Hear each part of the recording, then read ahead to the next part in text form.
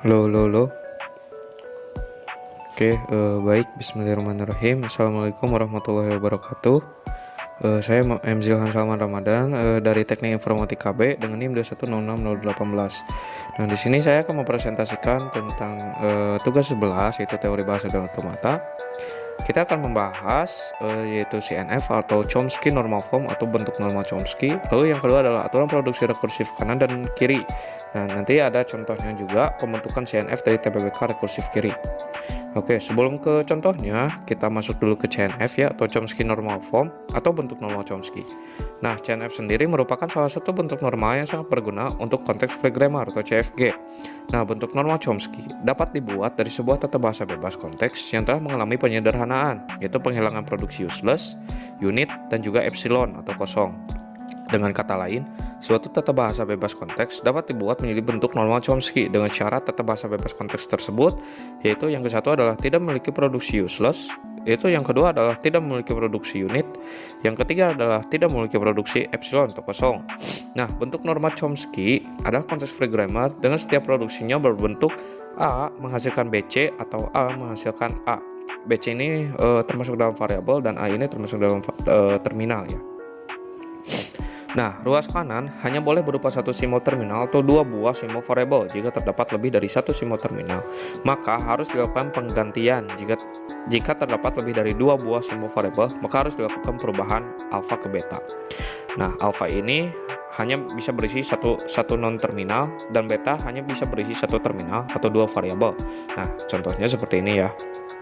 Jadi S menghasilkan A itu merupakan satu terminal, S menghasilkan A dan B ini merupakan dua variabel, dan yang terakhir adalah S menghasilkan AB dan A yaitu adalah satu terminal dan dua variabel. Seperti itu.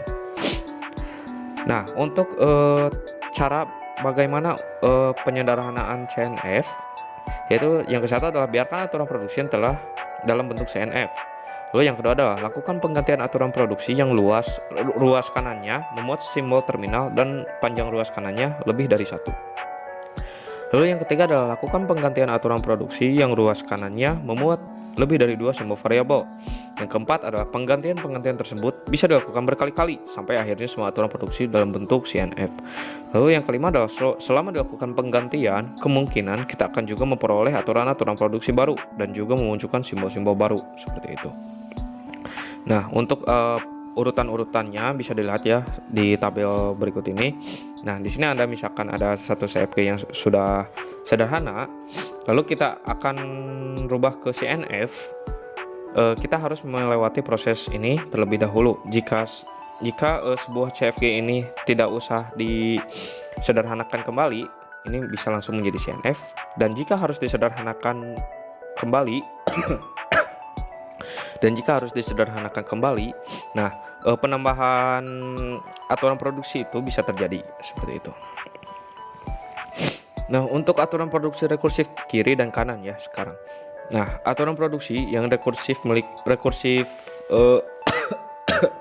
kanan memiliki ruas kanan. Aturan produksi yang rekursif kanan memiliki ruas kanan atau hasil produksi yang memuat simbol variabel pada ruas kiri. Nah, sebuah aturan produksi dalam bentuk A menghasilkan beta A merupakan aturan produksi yang rekursif kanan atau kumpulan simbol variabel dan terminal.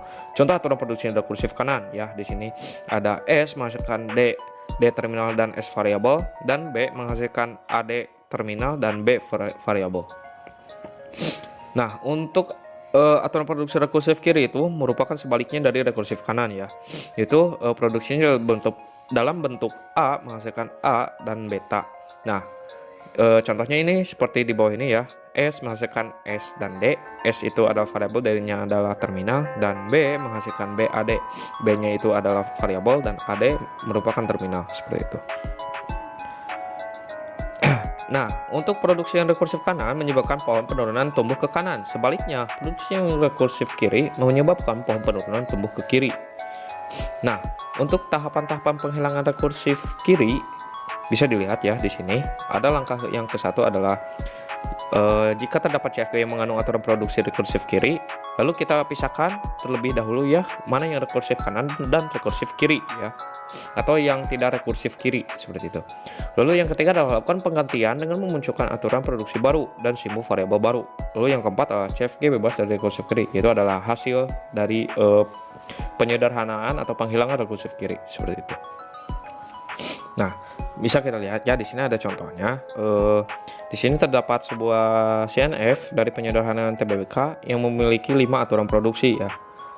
Jadi kita langsung ya selesaikan menjadi dalam bentuk CNF yang penghilangan yang sudah dihilangkan ya rekursif kirinya. Nah, yang ke satu adalah pisahkan terlebih dahulu antara aturan produksi yang rekursif kiri dan rekursif kanan atau yang tidak rekursif kiri ya.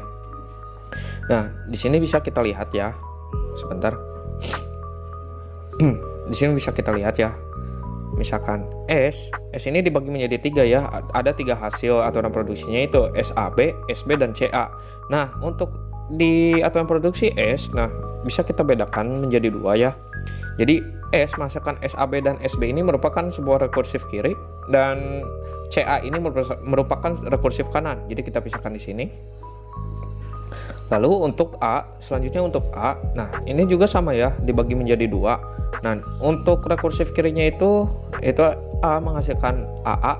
Nah, untuk rekursif kanan atau yang tidak rekursif kirinya itu menghasilkan A dan BD, seperti itu. Nah, untuk B ini hanya memiliki hanya memiliki 2 aturan hasil aturan produksi ya. Nah, di sini hanya rekursif kanan, berarti tidak termasuk rekursif kiri. Kita masukkan sini. Sama halnya dengan C, sama ya, masukkan sini.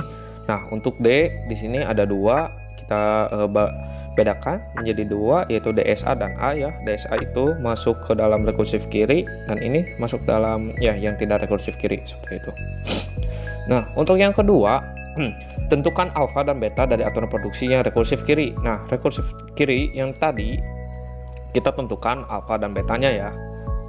Nah, untuk S di sini alfa yang kesatunya itu adalah AB, atau beta yang kesatunya itu adalah AB, beta yang keduanya itu adalah B, hanya B ya.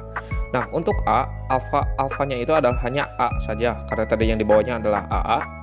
Untuk D, nah di sini DSA ya. Jadi memiliki 2 beta ya di sini. Ada S dan A seperti itu. Nah, sama halnya dengan yang tidak rekursif kiri, kita coba untuk tentukan alfa dan betanya. Untuk yang S itu adalah CA ya. Untuk yang A di sini itunya adalah A dan BD ya. Nah, untuk yang B di sini adalah CBC dan C adalah BCE. Nah, di sini dan D adalah A, seperti itu. Oke, selanjutnya langkah yang ketiga, lakukan pergantian aturan produksi yang rekursif kiri. Nah, untuk yang rekursif kiri tadi hanya memiliki 3 ya. Jadi kita tinggal tambahkan produksi baru seperti penyederhanaan TBBK ya. Ini layak halnya seperti itu. Nah, di sini S menghasilkan SAB dan SB diganti oleh S menghasilkan CAZ Z1, di mana Z1 ini menghasilkan AB dan B. Nah, jadi dibuat sebuah aturan produksi baru. Sama halnya juga sama yang A ya. Z1, ABZ1 dan BZ1A. Nah, digantikan oleh A menghasilkan AZ2, BDZ2. Nah, di mana Z2 ini dibentuk menjadi 2 indeks ya, yaitu Z2 indeks 1, Z2 indeks 2 ya. Nah, yang ke satu ini menghasilkan A, yang kedua ini menghasilkan AZ2. Nah, untuk D sama ya, D juga diganti dengan AZ3A, di mana Z3-nya itu menghasilkan SAZ3 dan SA ya, seperti itu. Nah, untuk terakhir kita langsung ke hasil akhirnya. Nah, untuk hasil akhirnya itu kita tinggal masukkan hasil penyederhanaan tadi, hasil penyederhanaan tadi ke dalam aturan produksi yang sebelumnya ya. Jadi kita tinggal tambahkan di bawahnya. Ini kan aturan produksi tadi ya, yang hanya memiliki rekursif kanan ya. Jadi tidak ada rekursif kiri. Jadi rekursif kirinya kita tambahkan pada di bawah aturan produksinya, seperti itu. Oke, mungkin sekian penjelasan dari saya. Mohon maaf bila ada tutur kata yang salah. Wabillahi taufiq wal hidayah. Wassalamualaikum warahmatullahi wabarakatuh.